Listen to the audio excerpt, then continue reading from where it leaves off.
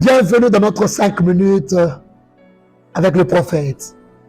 Comment faire pour rendre son ministère efficace? D'abord, en tout, aucune personne n'a le pouvoir de rendre son ministère grand, efficace et tout et tout. Non. Celui qui pourra rendre ton ministère grand, efficace, fort, c'est Dieu. Celui qui t'a appelé, il rendra son œuvre qui se retrouve en toi parfaite. Mais il y a des choses aussi à faire, un peu là. Il y a de petites choses que tu dois essayer d'y en faire. Comme de certaines disciplines. Car chaque ministère a d'abord ce combat. Nous avons 5 ministères. Vous allez bien vous rendre, vous serez d'accord avec moi? Dans les 5 ministères, chaque ministère a comme ses combats. Il y a comme certains combats liés à chaque ministère. Les prophètes n'ont pas le même combat que le pasteur. Les pasteurs n'ont pas le même combat que les évangélistes. Et les évangélistes comme les docteurs et les autres là comme les apôtres. Donc chaque ministère a ses propres combats étant comme ça. C'est vrai que oui, il y a de certains combats qui sont des combats généraux et tout, mais chaque ministère a d'abord ses propres combats. Aux gens qui lisent beaucoup plus la Bible seront d'accord avec moi.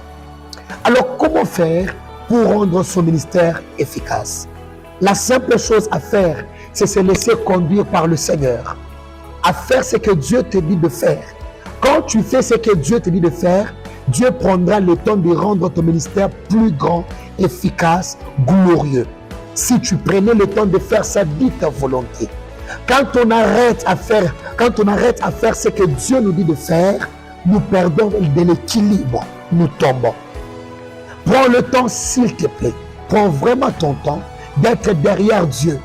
Ne conduis pas Dieu, ne passe pas au devant du Seigneur. S'il te plaît, reste derrière Dieu. Sois conduit par lui. Parce que plusieurs personnes, plusieurs serviteurs d'aujourd'hui, ils prennent vraiment le temps de faire comment? Au lieu d'être conduits par Dieu, ils commencent maintenant à conduire le Seigneur. C'est comme ce que certaines personnes font. Ils ne prient que pour que Dieu leur parle.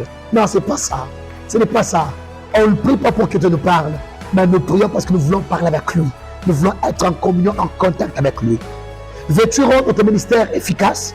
Veux-tu le rendre? Tu ne le rendras pas par toi parce que le ministère, c'est lui qui te l'a donné, c'est le Seigneur. C'est lui qui t'a appelé, c'est rien que lui.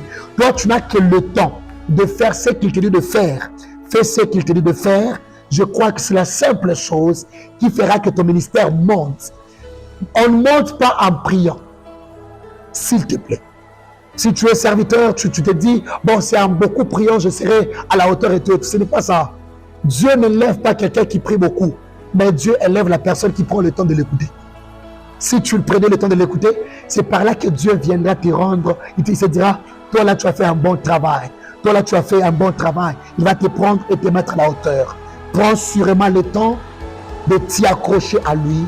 Et je crois que Dieu te fera trop du bien. Que Dieu te bénisse.